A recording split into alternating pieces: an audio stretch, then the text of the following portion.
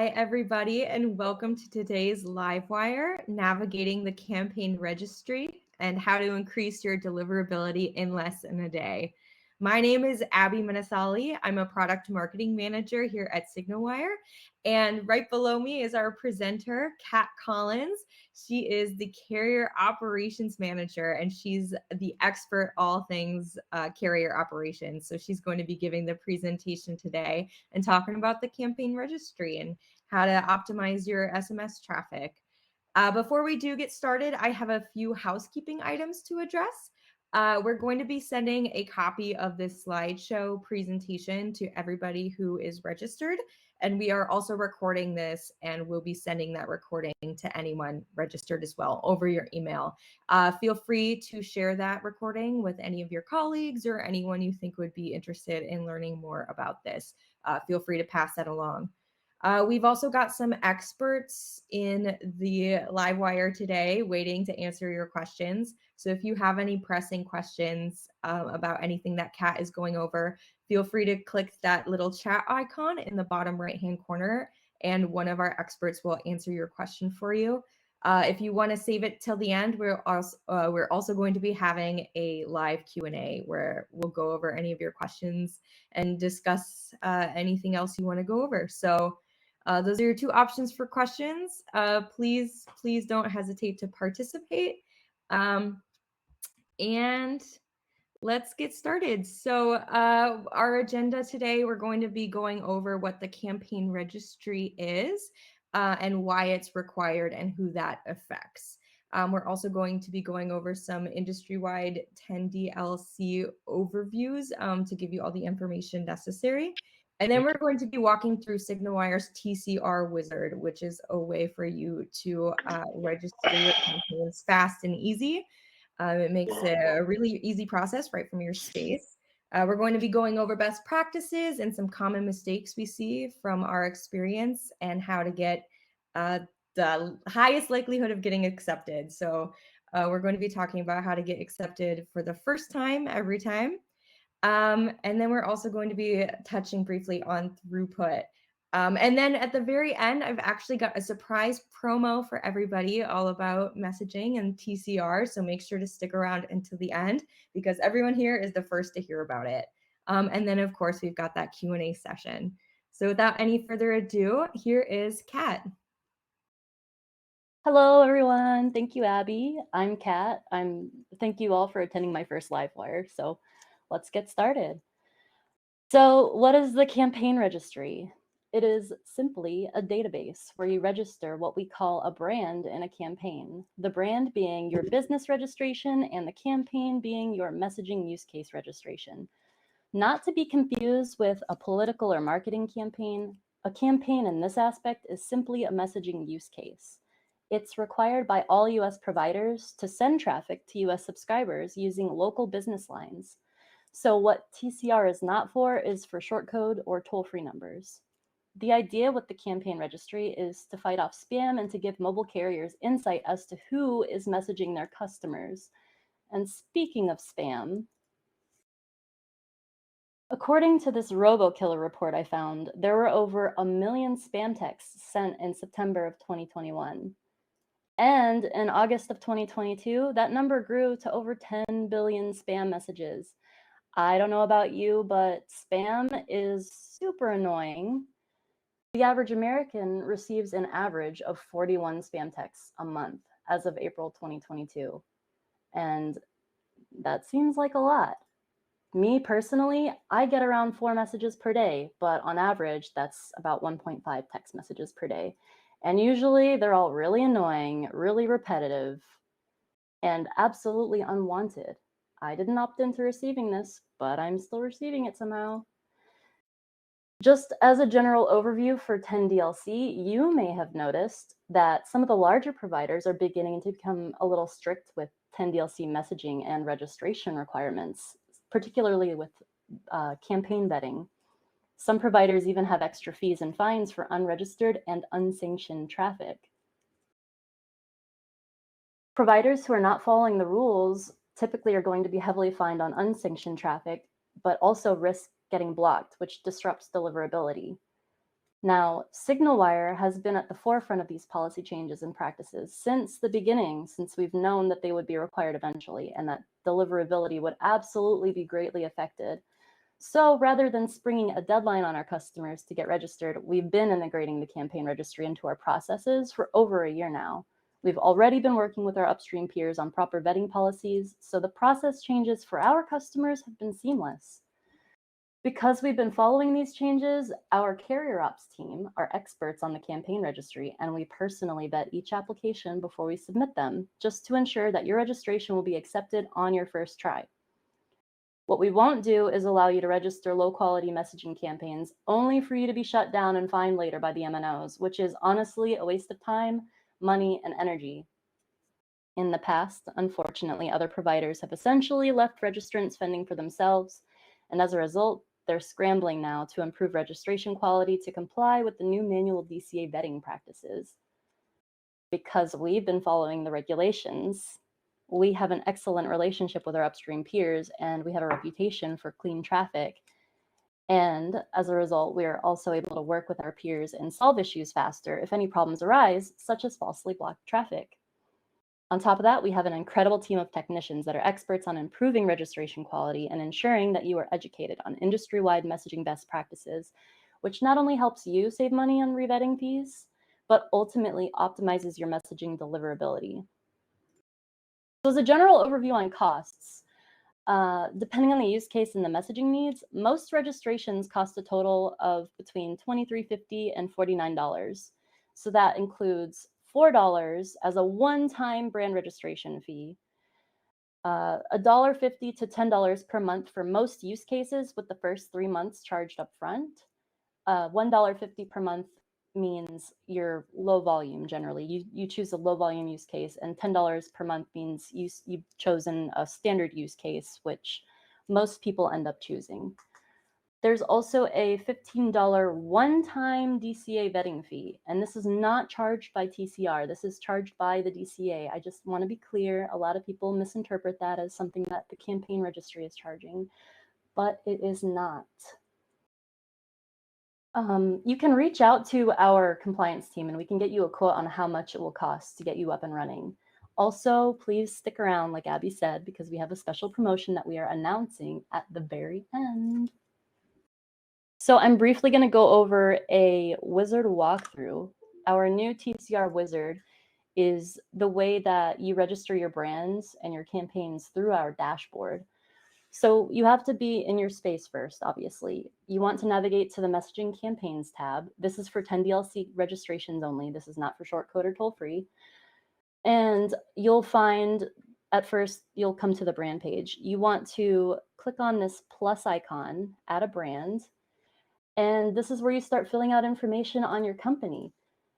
So while I go through our new TCR wizard, I'm going to show you what a clean, compliant registration looks like.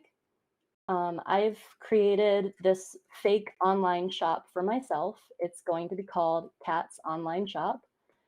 The company name is going to be my legal company name, Catco DBA Cat's Online Shop. And my company vertical, let's see, since this is going to be online and it's going to be retail and consumer products, I'm going to hit continue. The next page, it's going to ask for a contact email. So my contact email is going to look like this, support@cat-shop.com. My phone number, it's going to be a real phone number. This is not a fake phone number. Please don't try to call it. I'm just kidding. It is fake. But when you register, it should be real.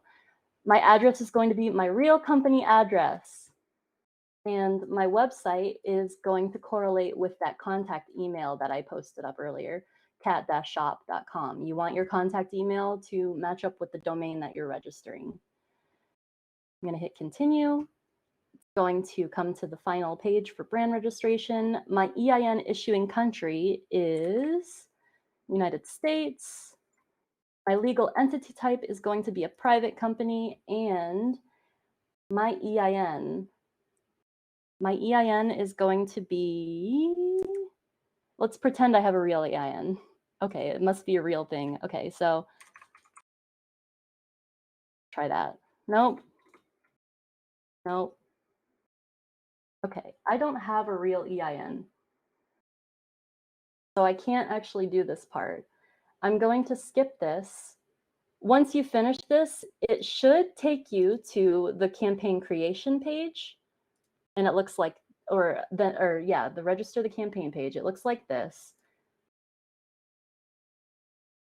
You select the brand that it correlates to, and then you're going to have to start adding your information related to the messaging use case that you want to register. So for my specific campaign, I'm going to name the campaign Cat's Online Shop Coupons, because I want to send people that come to my shop coupons once a week. The campaign description. So this is really important to have an accurate description of your campaign. What are you actually sending? In this case, I am sending coupon codes and store updates to customers once a month. Let's start with that. So I'm just copying and pasting, but just so you know, that's what a valid description looks like. There's a minimum character count. I believe it's 40 characters. So it can't just be simply like marketing campaign or something basic. It just has to be a little descriptive and informative. The use case is going to be marketing. I'm going to hit continue. Now I'm on the campaign templates page. So for number pooling, this is if I need to use 50 or more SignalWire numbers to send messages to however many subscribers I have. I only need one number in this case, so I don't need number pooling. Are my message templates dynamic? Yes, they're going to be dynamic. Coupon codes and customer names will change, and sometimes the links will be included. So I'm going to add that here. Yes, coupon codes and customer names, sometimes links. My call to action is going to include, let's see. Users will sign up to receive messages after purchasing their first product by checking a box agreeing to receive messages.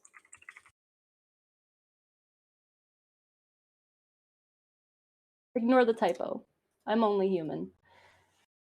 For my sample messages, you want to include branding, you want to include variables, you want to include opt-out language. So for my first example, I have branding, Cat's Online Shop. Guess what? Name? Sorry about that. This month, we're offering a certain percentage off on all specific items. Use the code variable at checkout. Reply stop to opt out. Textbook, perfect. That's what we want to see. You need a couple sample messages. I have a second one that says something general like, this item was restocked. Hurry up and get it before it's too late. Let's see. So I have two samples, one for coupons, one for something was restocked. I'm going to continue and go on to the opt-in and opt-out messages. The opt-in message, by default, it's going to be start if you use a specific opt-in method. In this case, it doesn't apply. The opt-out message is required. So let's see. I'm going to do Cat's Online Shop. You have successfully opted out.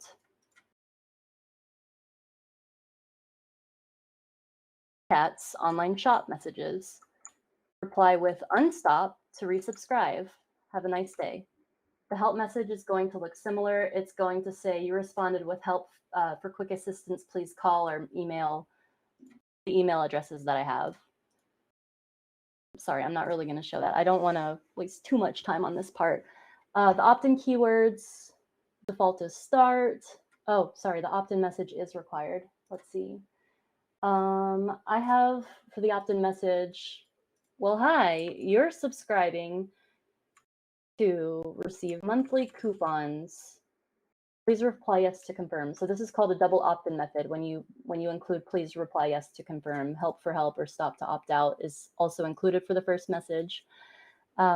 As far as the keywords go, the defaults are to opt in, it's start, to opt out, it's stop, and for help, it's help.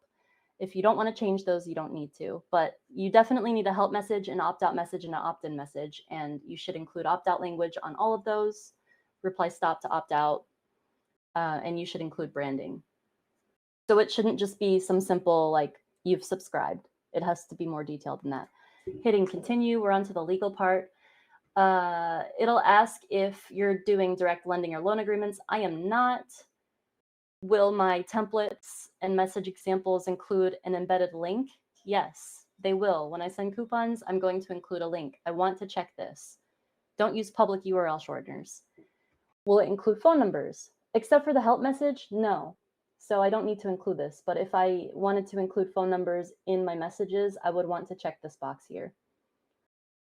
This campaign will include age-gated content. No, it won't. So I don't have to check this one. And then this campaign will be used to generate leads. Absolutely not. So I'm not going to check that one. The only one that I checked is the one about the URL. I'm going to hit continue. I'm going to come to a terms and conditions page. By checking this box, I confirm that I know affiliate marketing is prohibited and I will not use this campaign to send affiliate marketing messages. I'm going to check this box, and you'll have a little warning pop up that says, we're going to charge you when we register. There's a one-time $15 vetting fee. There's a initial 3-month upfront charge for your campaign. And because this marketing campaign is a standard campaign, it's $10 a month. So that's totaling to $30. Including the vetting fee, that's $45. And if I have to get revetted, if I messed up on my registration or it's not detailed enough, or if the DCA doesn't like it, it's going to be an additional $15 revetting charge. But thankfully, our compliance team is absolutely amazing at catching that before we elect the DCA. When I hit continue, it's going to process, and it's going to take me to a number assignment screen. So actually not yet. It says that the process usually takes 3 to 5 business days. Sometimes it's quicker. Now I'll be able to assign phone numbers. I can skip this for now, but if you want to make sure that your numbers are queued up and ready to go as soon as possible, I would absolutely suggest assigning numbers. You click the button, you select your campaign, and you just simply add the numbers you want and hit finish. And you're all set. Our compliance team will be in quick communication with you to see if there's anything that was missed or anything that extra is needed, or if it was submitted and it's pending, waiting for the DCA to finish their deal. Going back to my slides. So just as a general registration requirement overview, TCR, as a reminder, is just a database that holds information regarding customers and their messaging use cases. The Direct Connect aggregators, I know I've said this term many times already. What I'm referring to is the DCAs. They are responsible for vetting new registrations before allowing the new message content to traverse their network. The DCA looks at every single new campaign that is registered and decides if the campaign is acceptable, if it needs more information, or is non-compliant. And while the DCA is looking at the campaign, the DCA also looks at the brand registration and actually checks the website to further ensure that the business and messaging use cases are legitimate. And if you don't have a website, a social media page is acceptable. And if you don't have a social media page, what are you doing on the internet? I'm just kidding. Joking aside, there are some first-time registrant common mistakes. There's 6 of them. And the following items are most commonly missed by first-time registrants. Number 1, you really, really want to have and maintain valid opt-in consent. If you are sending to just the send list that you've got from the internet, a third party, the carriers will be able to tell. You'll see a lot of stop complaints or spam complaints, and this can absolutely affect your deliverability.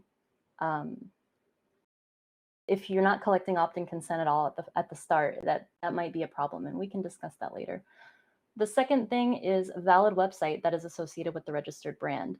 While a website isn't necessarily required to create the registration in the campaign registry, the DCA requires to see a website or a social media page with the registered brand. Number 3, opt-out language needs to be included in all sample messages. You may not include opt-out language in every single message you send, but in the sample messages, this is required. It shows that you are compliant with the industry opt-out code. Number 4, accurate sample messages that are informative and fit your description. You absolutely need to have sample messages that match up with your description. You also need an opt-in process and workflow, so we need to know how you're getting opt-in consent. And you also need a help message. This used to not be required, however, it is now, and it is important to have. It shows that you are actually working with your subscribers if they do need help or if they need any sort of assistance with the messages that they are receiving. Post-registration alert. So once your brand and campaign are registered, you won't be able to send messages right away. The final steps include upstream connection and DCA vetting. DCA vetting turnaround time depends on new registration volume. Once the DCA has finished vetting, numbers can be assigned to the new campaign. With SignalWire, you can queue up number assignments prior to DCA vetting using our Wizard or API to make it more of a seamless process. Once number assignment orders are processed and completed by the DCA, your new campaign is ready to send messages. And why are the DCAs and their vetting fees their vetting efforts so important anyways? The DCA is the gateway to the mobile carriers. They have the direct routes for 10DLC messaging to the mobile carriers. And it's very important that they know who will be sending messages through their gateway as well as what the message contents contain. Other providers have been reporting a DCA vetting turnaround time of up to a week or more, but with SignalWire, we're still seeing a fast turnaround time of between a few hours and up to 2 business days. And because of this, we've established an excellent relationship with our upstream peers and have consistently been providing quality registrations.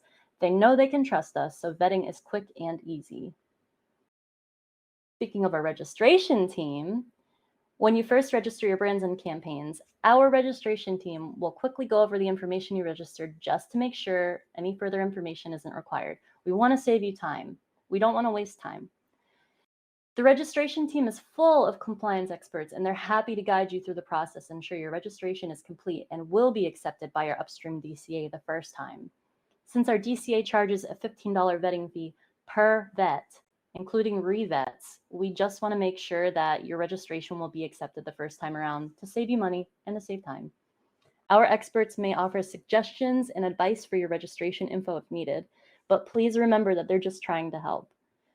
We want to make sure the registration process is as smooth as possible for our customers, and typically the DCA vetting has been the biggest hurdle. Some best practices that you can do to prevent spam and deliverability issues. Maintain and collect valid opt-in consent. That's number 1. Number 2, know when enough is enough. Don't send spam.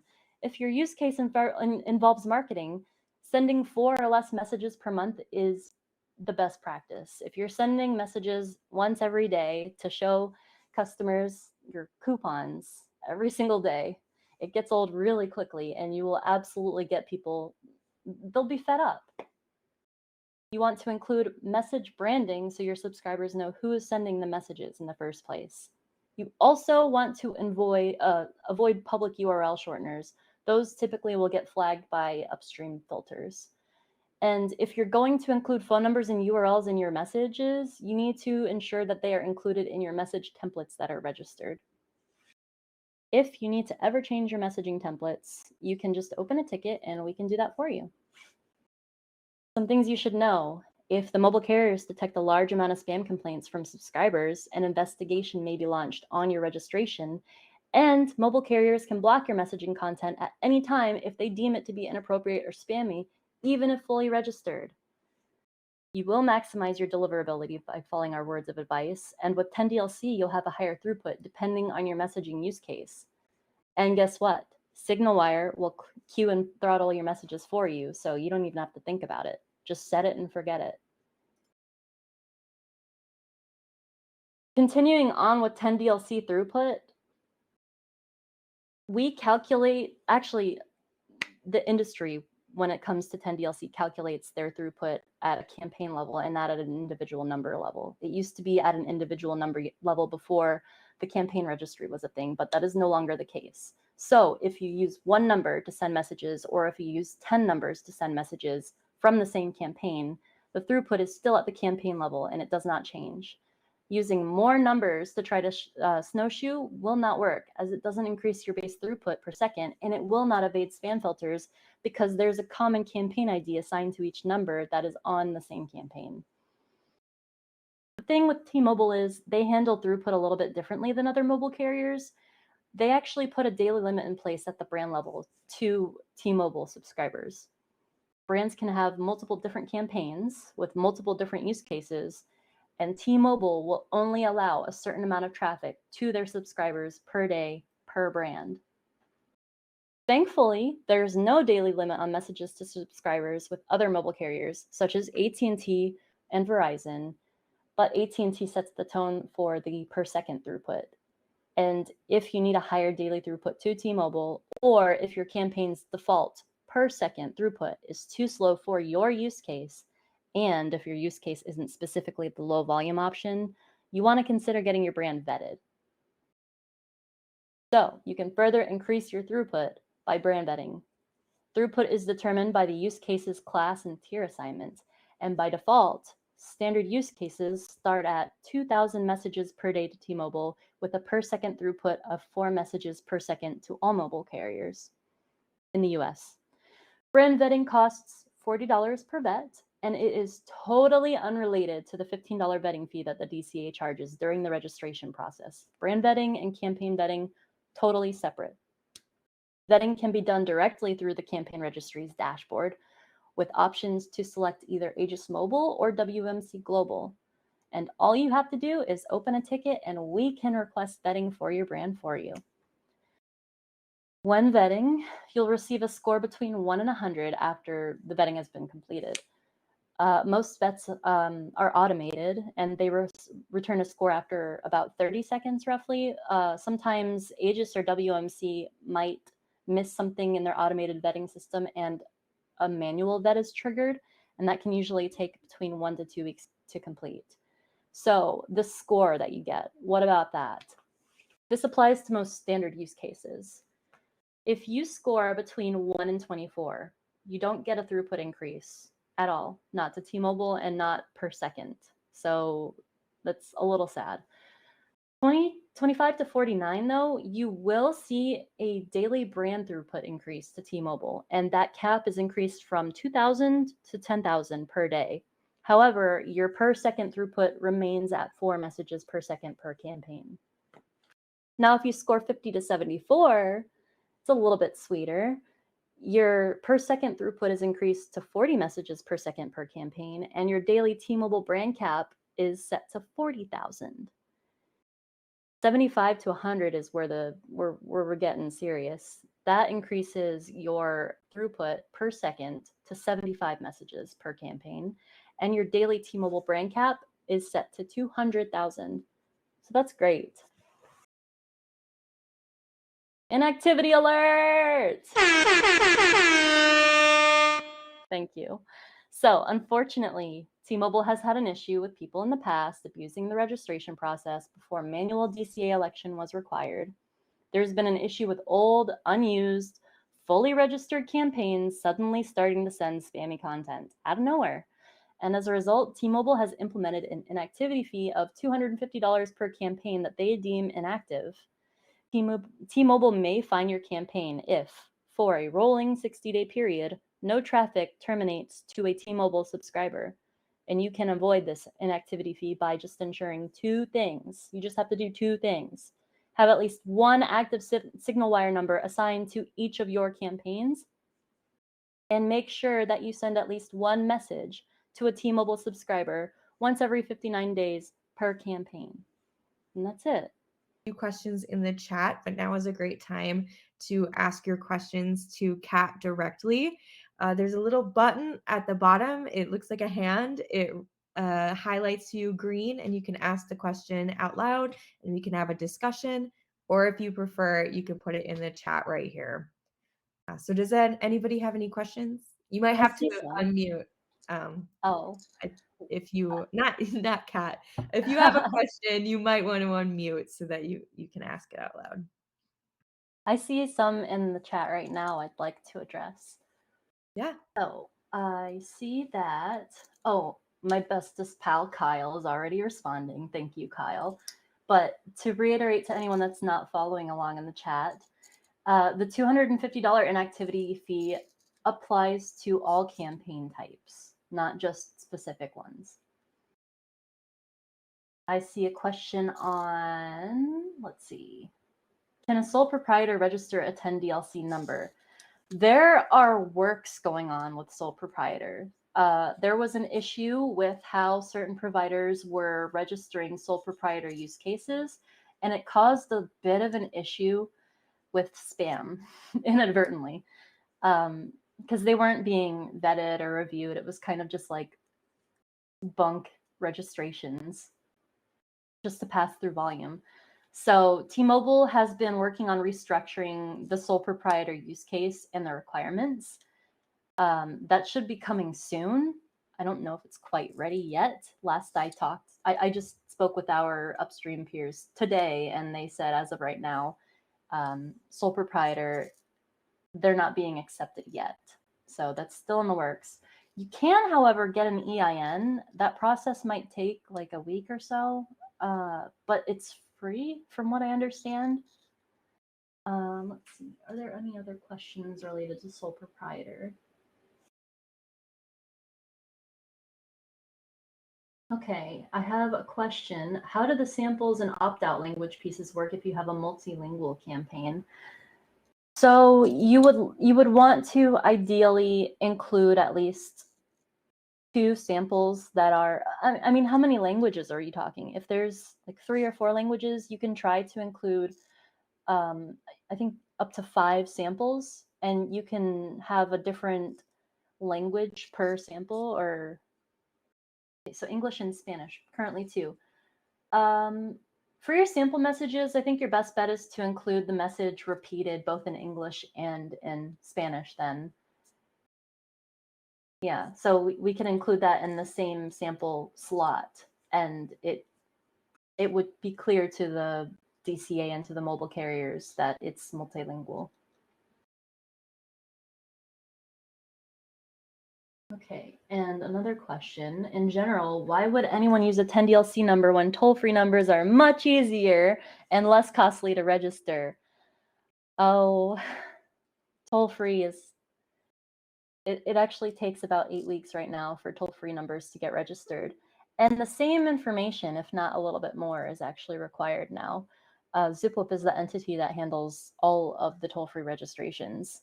And the process for registering is fully manual right now. There's no automation involved, and manual vetting is also a thing. There's more information to vet because it's not as simply and cleanly laid out as it is with the Campaign Registry's database, where everything is super easy to read. It doesn't cost anything, which is true, but it just takes a lot longer. And sometimes it's better to just have a local phone number for, to show like a local presence, depending on who you're trying to text. Some people like having a more national number. Toll-free is great for like if you want one main national number to send texts from. But if you want to have like a local number, if you're a mom and pop shop or a smaller business or something, and you operate in just New York, you might want to have a New York number to show that, hey, I'm just like you. I'm just a person sending a message. All right. Are they reevaluating old and previously registered campaigns? Yes. Yes, they are. And I know this has caused a lot of gripe with a lot of people because the quality of the original registrations haven't always been the greatest, especially with some of the other providers that aren't actually reviewing the content that their customers are sending them to register. So you may be alerted if one of the mobile carriers or if our DCA finds something particularly suspicious or incomplete with your registration. Are there any special considerations for registering low traffic use cases? Yes, there is a low volume use case that costs $1.50 per month. That's pretty cheap and reasonable if you ask me. But if you're trying to push a lot of volume through all at once, or if you have to send like a large amount of messages to a lot of subscribers in a short period of time. It's not recommended. You should definitely stick with the standard use case, which costs $10 a month. How can you handle the use case where a customer is texting their list with updates but won't necessarily follow a direct template? You can have a generalized template. It doesn't have to be exact, but a simple template that captures the gist or like the vibe you're trying to send to your customer is perfectly fine. It doesn't have to be exact. What about 10 DLC numbers that have been in place for several years with SignalWire and are used by sole proprietors? Will the message delivery stop? We've been, so old sole proprietor registrations that are already registered, there was like a little bit of a revamp that the Campaign Registry did with how the information was collected. Most of our sole proprietor, or our customers that have registered sole proprietor use cases in the past, they are their own CSP. So they have full integration with the Campaign Registry, and they pass their registrations through to SignalWire for connection. You should have received some sort of notice from the Campaign Registry directly that says what changes need to be made, what additional information needs to be added to sole proprietor registrations.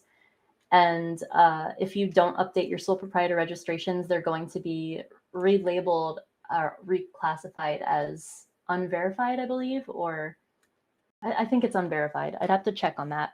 But those ones will eventually be shut down and taken off or disabled from the Campaign Registry.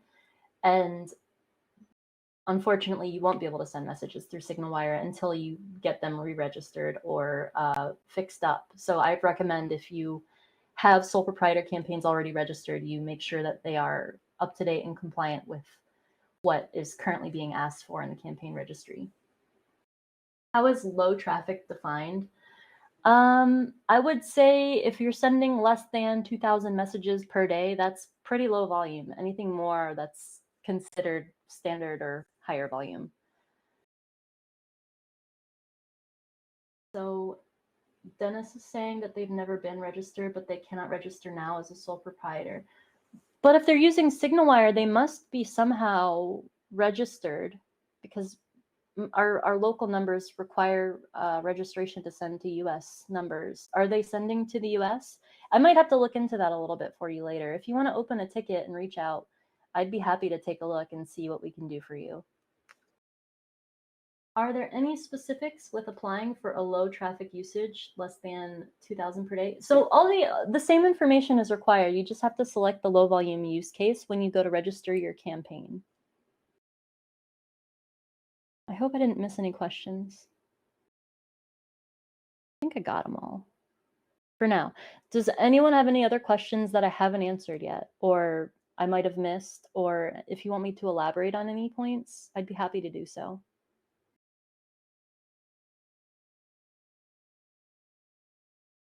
All right, I think that's it for questions, but like Kat said, please open a ticket and her and her team will get right on answering any more questions that you have. If you think of anything afterwards, please reach out and let us know. Again, we're recording this entire presentation and we will send it to you over email tomorrow, along with a copy of the slideshow presentation, along with information about the TCR promo. Oh, we got another question. Will I answer Yay! How is TCR handled when switching providers? Great question. I love this question. Oh, Yeah, did I hear someone? Yes. Hi, this is me. Hey, Abby. Hi. Hey, so we set up a very long time ago with Twilio, doing all of our SMS messaging back 5-6 years ago. And we registered for 10DLC when they first vaguely attempted very poorly to roll it live like 3 years ago.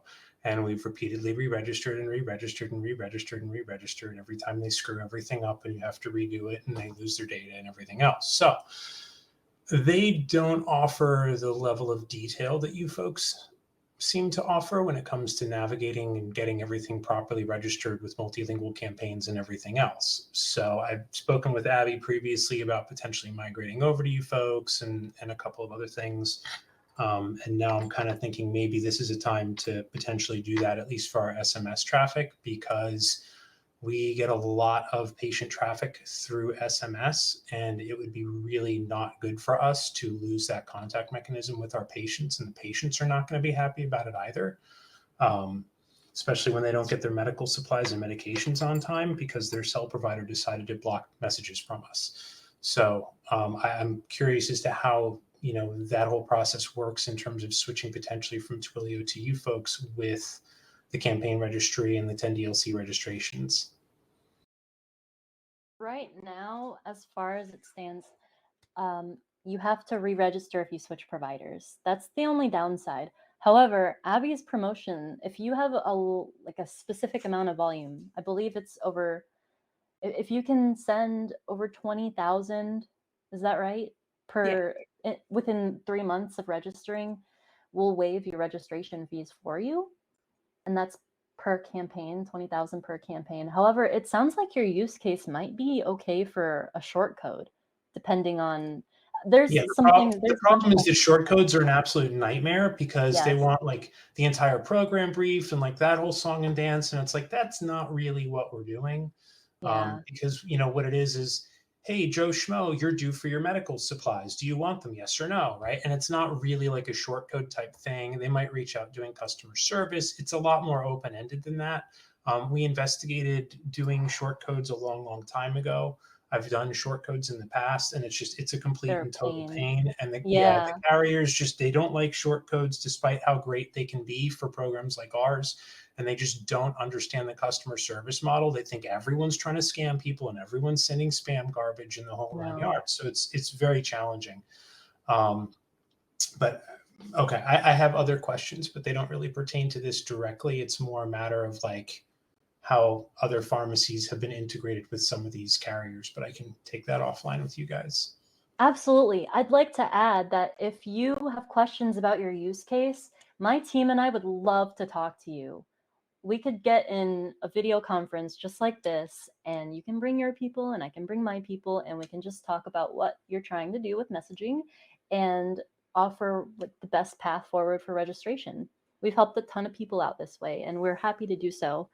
So if you want to get that started, I would just start by opening a ticket, and we will absolutely take care of you. I saw another question from Jan. Do we still have the customer support use case? Yes, it's called customer care. And are any data specific to application regarding customer support other than opt-in and opt-out messages? So if you're doing a customer support or a customer care use case, let's pretend you're like a Samsung customer care. Perfect example. Your opt-in process could look like send help to this Samsung number to get started with a customer support representative, or send start, or whatever keyword you want to use. It doesn't have to be anything specific, but just make something, and that's a valid form of opt-in consent. Any specific data to the application. So you might have, I think what you're trying to say is, what about templates? If we only have about 5 templates that we can fill up, what kind of templates do we want to provide if it's going to be interactive? So if it's conversational or interactive, you just want to include like a general gist of what an average conversation would look like. So you can have like, your start message would be like, hey, thank you for contacting Samsung support. We are happy to help you. My name is Kat. How can I be of service? That could be a sample. That would be like an opt-in sample. Further samples could include like, we noticed that you're having an issue with your service. Is your service address still X, Y, and Z? So that could be another example. Screenshots of the conversation from phones.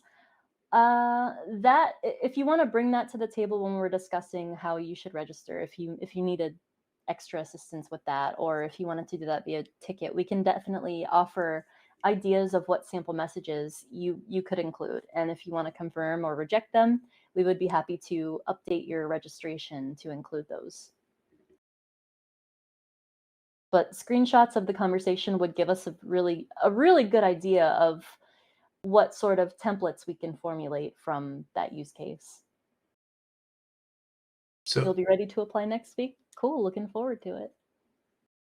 so a question on opt-ins. A long, long time ago in a land far, far away, it was perfectly acceptable to have people opt into these campaigns with a recorded voice yes, right? So like we have a recorded call where a patient calls in and we say, hey, would you like to opt into receiving your refill messages through our SMS system? And they say yes, and we have it on record that they've opted into it. Is that still permissible, or is that no longer going to fly with the new 10DLC universe?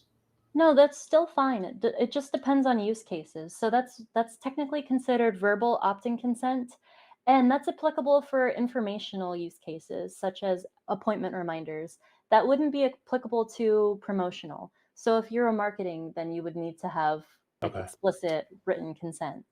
But Right. Yeah. verbal consent is Okay. okay for informational use cases. Okay.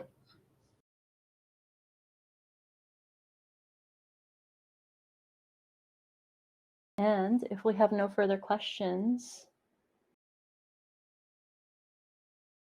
thank you all for coming. Everybody. Keep an eye out for an email from us tomorrow. And like Kat said, if you have any more questions, please open a ticket. And thank you all for attending. And I hope you have a great rest of your day.